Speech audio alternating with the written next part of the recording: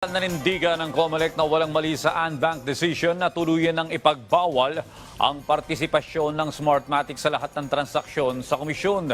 Ayon kay Chairman George Erwin Garcia, natuwa pa siya na sumunod sa proseso ang batas ang Smartmatic.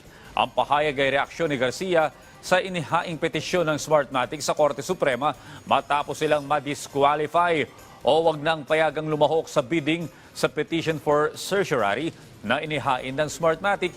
Hiniling nila na maglabas ng temporary restraining order ang korte sa desisyon.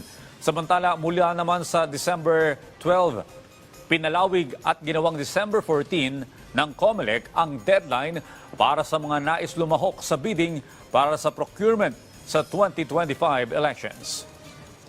Pinrescribe namin, hindi pa buhay yung mismong ballot box, kasama yan sa other collaterals o sa other peripherals na kasama sa pagsusupply ng makina. So sila na rin na magpo-provide na sarili nila. Ang gusto namin ballot box is yung collapsible. So dapat yung collapsible na ballot box, pwede naman tanggalin yung mga balote. Lalagay mo sa envelope, tapos isisil mo, pipirmahan ng mga watchers at ng lahat. O di ba, protektado. At least yung ballot boxes ngayon, collapsible, hindi kailangan ng malaki espasyo.